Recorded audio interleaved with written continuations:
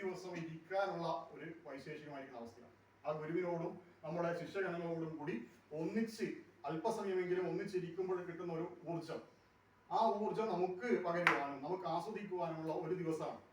ആ ദിവസം മറ്റെന്തൊക്കെ ഉണ്ടെങ്കിലും അതൊക്കെ മാറ്റി വെച്ചുകൊണ്ട് നമുക്ക് എത്തിച്ചേരാൻ സാധിക്കണം. അത് എത്തിച്ചേരാൻ സാധിക്കാത്തതുകൊണ്ട് മോശമൊന്നല്ല, പക്ഷേ നമ്മളിപ്പോ ആളുകളോട് അകത്തിരിക്കണം പുറത്തിരിക്കുന്നവർ കേൾക്കാത്തത് കൊണ്ടല്ല, പക്ഷേ അകത്തിരിക്കുമ്പോൾ ആ നമുക്കുണ്ടാകുന്ന നമ്മൾ പകർന്നു കൊടുക്കുന്ന എനർജി, ആ ഊർജം നമുക്ക് അനുഭവിക്കാൻ സാധിക്കും. നമ്മൾ ഇവിടെ ഇരുന്നത് കൊണ്ട് ഇവിടെ ഭക്ഷണം കഴിക്കാൻ ഇരുന്നു കൊണ്ട് പുറത്ത് ഇലയിട്ട് വിളമ്പിയത് കൊണ്ട് എന്ത് കാര്യം? പുറത്ത് സദ്യ വിളമ്പിയിട്ടുണ്ട്, അകത്ത് നമ്മൾ ഇരുന്നത് കൊണ്ട് എങ്ങനെ കഴിക്കാൻ സാധിക്കും? അതുപോലെയാണ്. അപ്പൊ നല്ല സദ്യ ഉണ്ട്, നല്ല ഗംഭീര സദ്യയാണ്. അപ്പൊ കഴിച്ചു അല്ല, ഞാൻ അകത്തായിരുന്നു. അപ്പൊ അതുപോലെയാണ് ഉണ്ടാവുക. അപ്പോ ഈ മഹത്വം മനസ്സിലാക്കുവാനും, കാരണം നമ്മളെ പഠിപ്പിച്ചു തന്ന, നമ്മളെ വിദ്യ പഠിപ്പിച്ചു തന്ന നമുക്ക് ആദ്യ ഗുരുക്കന്മാര് മാതാപിതാക്കന്മാരാണ് അല്ലേ, നമ്മുടെ മാതാവാണ്. ആ അമ്മയെ മനസ്സിലാക്കുവാനും അമ്മയുടെ വൈഭവം എന്താണെന്ന് തിരിച്ചുകൊണ്ട്, അമ്മയാണ് ആദ്യത്തെ ഗുരു, പിന്നീട് അച്ഛനാണ്, പിന്നീട് നമ്മുടെ കൂടെ നിൽക്കുന്ന, അത് അമ്മമ്മയായിക്കോട്ടെ അച്ചാച്ചനായിക്കോട്ടെ അല്ലെ നമ്മുടെ കൂടെയുള്ള അടുത്തുള്ള ആളുകളായിക്കോട്ടെ, നമ്മൾക്ക് ഓരോ വിദ്യകൾ പറഞ്ഞു തരുന്ന എല്ലാവരും നമ്മുടെ ഗുരുക്കന്മാരാണ്. അതിന്റെ വൈഭവം തിരിച്ചറിയുവാനും നമ്മളെ തെറ്റിൽ നിന്ന് ശരിയിലേക്ക് നടത്തുവാനുള്ള ആ ഊർജം നമുക്കുണ്ടാവും. ഗുരുഗീതയാണ് ഏറ്റവും പ്രധാനപ്പെട്ട ഗീത. ഗുരുഗീത എന്ന് പറയുന്നത് പരമേശ്വരൻ ആ പരമേശ്വരിക്ക് ഉപദേശിച്ചു കൊടുക്കുന്ന ഗീതയാണ്.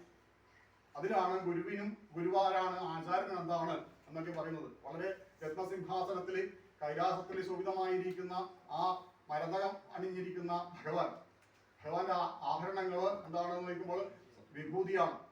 ആ വിഭൂതി അണിഞ്ഞുകൊണ്ടിരിക്കുന്ന ഭഗവാനോടാണ് ഗുരുവിന്റെ മഹത്വം എന്താണെന്ന് പാർവതി ദേവി ചോദിക്കുന്നത്.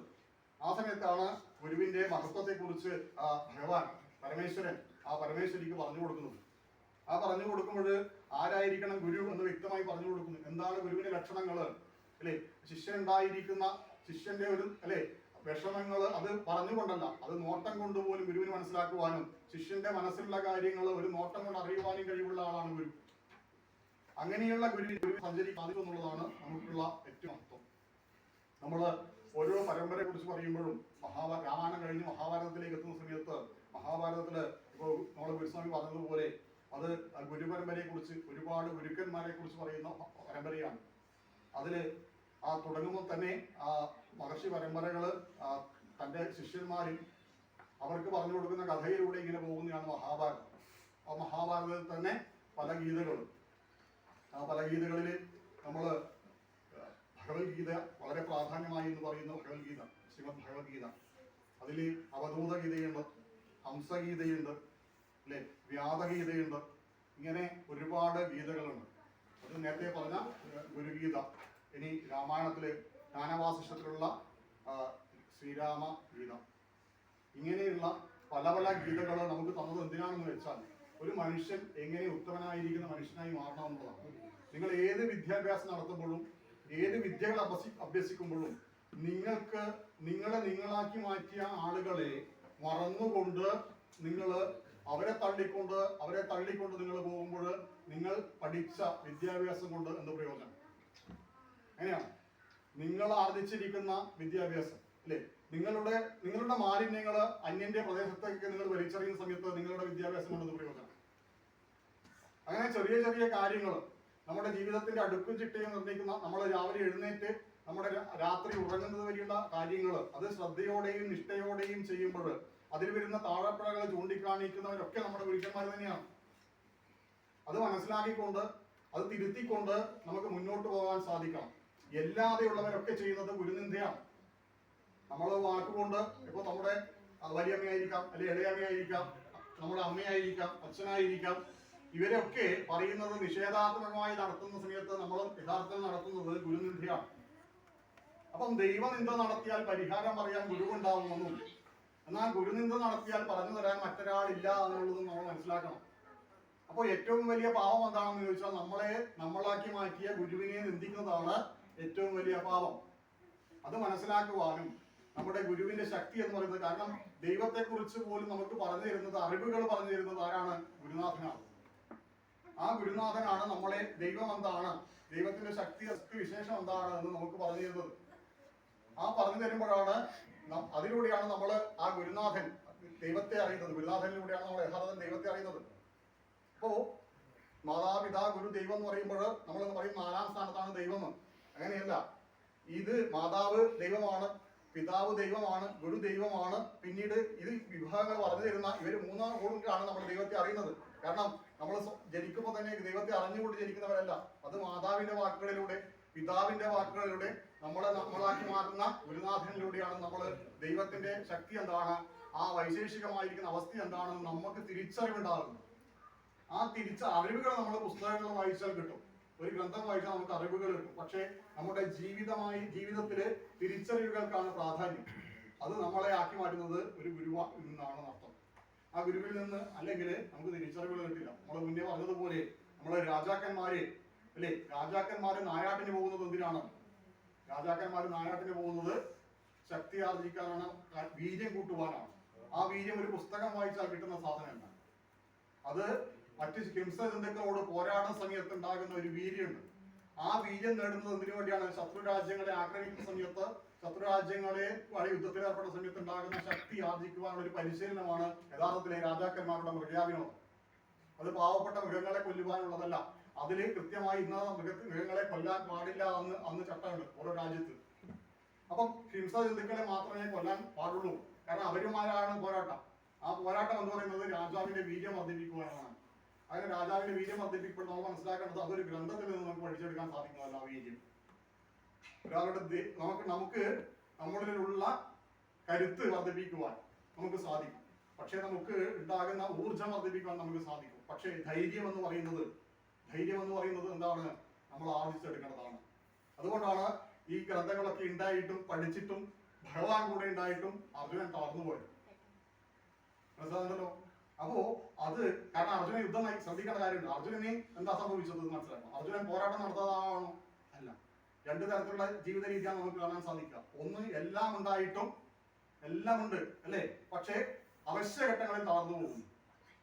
എന്നാൽ ചിലവർക്ക് ഒന്നും ഉണ്ടാവില്ല, പക്ഷെ അവശ്യഘട്ടങ്ങളിൽ ഉണർന്നു പ്രവർത്തിക്കും. ആ ഉണർന്നു പ്രവർത്തിച്ച് അവരെല്ലാം നേടിയെടുക്കും. എന്നാൽ ചിലവരെന്താണ്, എല്ലാം ഉണ്ട് പക്ഷെ അവശ്യഘട്ടങ്ങളിൽ ഉറങ്ങും, ഉള്ളതെല്ലാം നഷ്ടപ്പെടും. അപ്പൊ ഇതിൽ ഏത് വേണമെന്ന് ചിന്തിക്കുന്നത് ആരാണ്? നമ്മൾ ഓരോരുത്തരുമാണ്. അപ്പോ നമുക്ക് നല്ല രീതിയിൽ അല്ലെ, നമ്മളൊരു നല്ല ഗൃഹത്തില് അല്ലെ നമ്മളൊരു രീതിയിൽ ജീവിക്കുമ്പോൾ നമ്മൾ വളരെ കഷ്ടപ്പാടാണ് അല്ലെ, വളരെ കഷ്ടപ്പാടാണ്. നമുക്ക് മര്യാദയ്ക്ക് നല്ല ഡ്രസ് ഇല്ല അല്ലെ. നമ്മൾ ശരിക്കും യഥാർത്ഥത്തില് നമ്മൾ ദൈനംദിന ജീവിതത്തിൽ നമ്മൾ നോക്കുന്ന സമയത്ത്, നമ്മൾ രാത്രികാലങ്ങളിൽ വരുന്ന സമയത്ത് കണ്ണൂര് അല്ലെ, നമ്മളെ പ്രദേശം നോക്കിയാൽ മതിയല്ലോ. നമ്മള് 5000 കൊല്ലം വർഷമുള്ള പുസ്തകം മാത്രം എടുത്ത് വായിച്ചതുകൊണ്ട് കാര്യമില്ല. ഇപ്പൊ റിയൽ നടക്കുന്ന നമ്മളെന്താണെന്ന് അറിയണം. അവിടെ ഒരു പായ് പോലും ഇല്ലാതെ കിടന്നുറങ്ങുന്ന നമ്മൾ പറയുന്ന ഈ നായ്ക്കളുടെ കൂടെ അല്ലെ, കടികോഴി കൂടുന്ന നായ്ക്കളുടെ ഇടയിൽ കിടന്നുറങ്ങുന്ന 100 കണക്കിന് മനുഷ്യരെ കണ്ണൂർ ജില്ലയിൽ കണ്ണൂർ ടൗണിൽ കാണാൻ സാധിക്കും. അപ്പം അത്രയേറെ കഷ്ടപ്പെടുന്ന അല്ലെ, നേരെ മഴ പെയ്താൽ പോലും ഏതെങ്കിലും പീടിയ കൂട്ടുന്നുണ്ടോ നോക്കുന്ന അവസ്ഥയിൽ ഇരിക്കുന്ന ആൾക്കാർ. അതിൽ നിന്ന് എത്രയോ മെച്ചമാണ് നമ്മൾ ഓരോ മനസ്സിലാക്കിയാൽ മാറ്റി. ഭക്ഷണം കഴിക്കാനില്ലാതെ അന്തി ഉറങ്ങാൻ കൂരയില്ലാതെ ഇരിക്കുന്ന നമ്മള് മുന്നിൽ നടക്കുന്ന കാര്യങ്ങൾ കാണുന്നുണ്ട്. പക്ഷെ നമ്മളെ ഇനിയും മുന്നോട്ട് നയിക്കേണ്ടത് എന്താണ്? അത്തരത്തിലുള്ള ആൾക്കാർ അല്ലെ പട്ടിണി കിടക്കും. അവര് പട്ടിണി കിടക്കുമ്പോൾ നമ്മള് ഉള്ള ഭക്ഷണങ്ങൾ, നമ്മളൊരു പരിപാടി നടത്തി, ആഘോഷം നടത്തി, ആ ഭക്ഷണങ്ങൾ വേസ്റ്റിലേക്ക് തള്ളുമ്പോൾ നമ്മൾ മനസ്സിലാക്കേണ്ടത് നമ്മൾ നടത്തിയ യജ്ഞം ഫലപ്രദമായിരുന്നു എന്നുള്ളതാണ്. കാരണം എത്രയോ ആളുകൾക്ക് വേണ്ടുന്ന ഭക്ഷണമാണ് നമ്മൾ കൊണ്ട് കളയുന്നത് എന്ന് നമ്മൾ ബോധമാണ്. കാരണം ഭക്ഷണം കഴിക്കാനില്ലാത്ത ആളുകളെ ആ ഭക്ഷണം കഴിക്കാൻ ഒരു അവസ്ഥയിലേക്ക് എത്തിക്കുക എന്നുള്ളതാണ് നമ്മുടെ ഭാരതീയ സംസ്കാര പ്രകാരം നമ്മുടെ ഉത്തരവായിരിക്കുന്ന അവസ്ഥ. അതല്ലാതെ നമ്മൾ വലിയൊരു ആഘോഷം നടത്തി അല്ലെ, ആയിരക്കണക്കിന് അല്ലെ നമ്മൾ ബക്കറ്റുകളിൽ ഭക്ഷണം വേസ്റ്റായി കളയുന്ന സമയത്ത് വലിയ വലിയ യജ്ഞങ്ങൾ നടത്തുമ്പോൾ അങ്ങനത്തെ കാണുന്നു. അപ്പോൾ അങ്ങനെ നടത്തുന്ന സമയത്ത് യഥാർത്ഥത്തില് ആ മന്ത്രങ്ങളും ഇതൊക്കെ ആകാശത്തിൽ അലയുകൾ സൃഷ്ടിക്കുമ്പോഴും അതിന്റെ പരിപൂർണതയിലേക്ക് എത്താൻ സാധിക്കുന്നത് എന്തുകൊണ്ടാണ്? അത് അർഹതപ്പെട്ടവയിലേക്ക് എത്തുന്നില്ല എന്നുള്ളതാണ്. അപ്പൊ നമ്മൾ നടത്തേണ്ടത് വളരെ ചെറിയ ചെറിയ കാര്യങ്ങളാണ്. നമ്മൾ ഓരോ ഗ്രഹങ്ങളിലാണ് നടത്തേണ്ട കാര്യങ്ങളെ പറയുന്നുള്ളൂ. ആ ഗൃഹങ്ങളിൽ കൃത്യമായി ആചരണങ്ങൾ നടത്തിയാല് ആ സ്ഥലത്തെ പ്രദേശങ്ങൾ ഉണരും. ആ ഉണരുമ്പോൾ നമ്മുടെ സമൂഹത്തിന് മാറ്റം ഉണ്ടാകും. ഉണ്ടാവും. ആ സമൂഹത്തിന്റെ മാറ്റമാണ് സമാജത്തിന്റെ മാറ്റം. ആ സമാജത്തിന്റെ മാറ്റമാണ് രാഷ്ട്രത്തിന്റെ മാറ്റം. ആ രാഷ്ട്രത്തിന്റെ മാറ്റം ലോകത്ത് പ്രതിധ്വനിക്കും. അങ്ങനെ ഭാരതത്തിന്റെ യശസ് വാനോളം ഉയരും. അപ്പോൾ ആ ഒരു ഘട്ടത്തിലാണ് നമ്മുടെ രാജ്യം കടന്നു പോകുന്നത്. അപ്പോൾ നമുക്ക് ചെയ്യാൻ പറ്റുന്ന എന്താണ്? നമ്മുടെ ആചരണങ്ങൾ നമ്മുടെ ഗൃഹങ്ങളിൽ നടത്തുക. കാരണം നമുക്കൊരു ഗുരുനാഥനുണ്ട്. ഗുരുനാഥന്റെ രൂപം നമ്മുടെ മനസ്സിലുണ്ട്.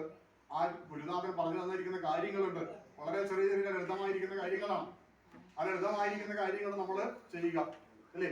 നമ്മൾ ചെയ്യാത്ത കാര്യം എന്താണ്? നമ്മൾ വിശക്കുമ്പോൾ ഭക്ഷണം കഴിക്കും, ദാഹിക്കുമ്പോൾ വെള്ളം കുടിക്കും. പക്ഷേ സന്ധ്യാനേരങ്ങളിൽ ചെയ്യേണ്ട കാര്യങ്ങൾ പലപ്പോഴും മറന്നുപോകും, അല്ലേ? അപ്പോൾ ആധ്യാത്മികരമായിരിക്കുന്ന ഉന്നതിക്ക് വേണ്ടുന്ന കാര്യങ്ങൾ നമ്മൾ തന്നെ ചെയ്യേണ്ടതാണ്.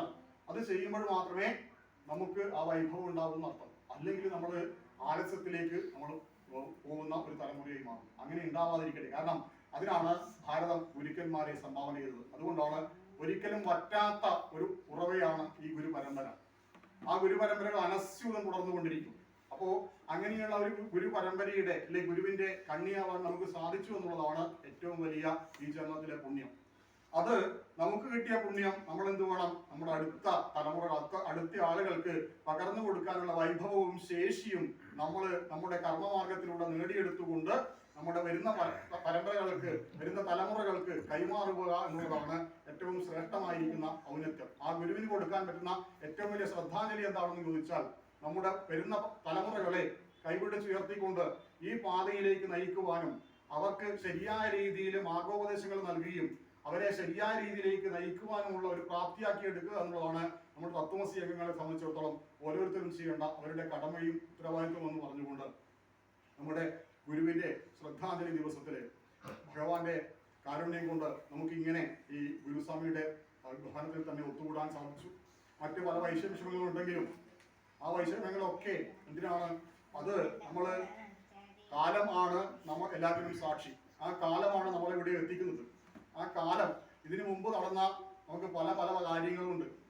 ആ ഒരു കൊല്ലത്തെ പല പല കാര്യങ്ങളാണ് ഗുരുസ്വാമിയുടെ ശ്രദ്ധാഞ്ജലി ദിവസം ചിട്ടപ്പെടുത്തുന്ന പ്രധാന കാരണം. അത് എവിടെ വെച്ച് നടക്കണം, എവിടെ നടക്കണം എന്നൊക്കെ തീരുമാനിക്കുന്നത് പണ്ടേ പറയാറുള്ളത് പോലെ അത് കാലത്തിന്റെ നിയോഗമാണ്. ആ നിയോഗപ്രകാരം ആണ് നമ്മൾ ഈ ഗൃഹത്തിൽ ഒത്തുചേർന്നിരിക്കുന്നത്. അങ്ങനെ ഒത്തുചേരാനുള്ള കാരണങ്ങൾ ഒരുപാടുണ്ട്. ആ കാരണങ്ങൾ പറയാനുള്ള സമയമില്ല. എങ്കിലും അത് ഓരോരുത്തർക്കും മനസ്സുകൊണ്ട് ചിന്തിച്ചു കഴിഞ്ഞാൽ നമ്മൾ തത്വമസി ദർശന സംഘത്തോട് നമുക്കുണ്ടായിരുന്ന ആഭിമുഖ്യം എത്രത്തോളം ഉണ്ട് എന്ന് ഓരോരുത്തരും മനസ്സുകൊണ്ട് ചിന്തിച്ചു കഴിഞ്ഞാൽ ഓരോരുത്തർക്കും ബോധ്യപ്പെടുന്ന കാര്യമാണ്. അത്ര മാത്രമേ പറയാനുള്ളൂ. കാരണം അത് കുറക്കാനും കൂട്ടാനുമുള്ള ശേഷി നമ്മുടെ കയ്യിലാണുള്ളത്. അത് കൂട്ടണോ കുറക്കണോ എന്നുള്ളത് നമ്മൾ ഓരോരുത്തരും തീരുമാനിക്കേണ്ട കാര്യമാണ്. കാരണം നമുക്കുള്ള വൈഭവങ്ങൾ കൂട്ടേണ്ടത് ആവശ്യമാണ്. നമുക്ക് സമ്പത്തുകൾ കൂട്ടേണ്ട ആവശ്യമുണ്ട്. അതുപോലെ തന്നെ വൈശേഷികമായിരിക്കുന്ന വിജ്ഞാന സമ്പത്ത് കൂട്ടേണ്ട ആവശ്യമുണ്ട്, അല്ലെ? ആധ്യാത്മിക സമ്പത്ത് കൂട്ടേണ്ട ആവശ്യമുണ്ട്. അത് നമ്മൾ തന്നെ തീരുമാനിക്കേണ്ടതാണ്. നമുക്ക് ദാരിദ്ര്യം വേണോ സമ്പത്ത് വേണോ എന്നുള്ളത് അത് നമ്മൾ ഓരോരുത്തരും തീരുമാനിക്കുന്ന കാര്യമാണ്. നമ്മൾ ഓരോരുത്തരും തീരുമാനിക്കുക എന്ന് പറയുന്നത് നമ്മുടെ സംഘത്തിന്റെ തീരുമാനമാണ്. സംഘത്തിന്റെ തീരുമാനം നമ്മൾ ഓരോരുത്തരും തീരുമാനിക്കുമ്പോൾ, അല്ലെ, ആ തീരുമാനങ്ങൾ വിപരീതമായി വരുമ്പോൾ ആ സംഘത്തിന്റെ പ്രവർത്തനങ്ങൾ ശോഷിച്ചു പോകും. എല്ലാവരും ഒരേ ചിന്തയോടുകൂടി ഊർജ്ജസ്വലമായി മുന്നോട്ട് പോകണമെന്ന് തീരുമാനിക്കുമ്പോൾ അത് അതിന്റെ പരമപവിത്രമായിരിക്കുന്ന രീതിയിലേക്ക്, വൈഭവത്തിലേക്ക് എത്താൻ സാധിക്കും. അങ്ങനെ എത്താൻ സാധിക്കട്ടെ, അതിന് ഗുരുസ്വാമിയുടെ അനുഗ്രഹം ഉണ്ടാവട്ടെ എന്ന് പ്രാർത്ഥിച്ചുകൊണ്ട് ഗുരുസ്വാമിയുടെ പാതാരബിന്ദങ്ങളിൽ നമ്മുടെ സൂക്ഷ്മ ശരീരം കൊണ്ട് ഇവിടെ ധനിതമായിരിക്കുന്ന ആ ഗുരുസ്വാമിയുടെ മുന്നിൽ സാഷ്ടാംഗം പ്രണയിച്ചുകൊണ്ട് തത്വമസിയുടെ ദർശന സംഘത്തിന്റെ എല്ലാവിധ അനുഗ്രഹങ്ങളും ഏറ്റുവാങ്ങിക്കൊണ്ട്, അല്ലെ, അനുഗ്രഹങ്ങൾ ചൊരിഞ്ഞുകൊണ്ട് ആ ഭഗവാന്റെ സ്വരൂപമായിരിക്കുന്ന ഗുരുസ്വാമിയുടെ അനുഗ്രഹം എല്ലാവരിലും എത്തട്ടെ എന്ന് പ്രാർത്ഥിച്ചുകൊണ്ട് നിർത്തുന്നു.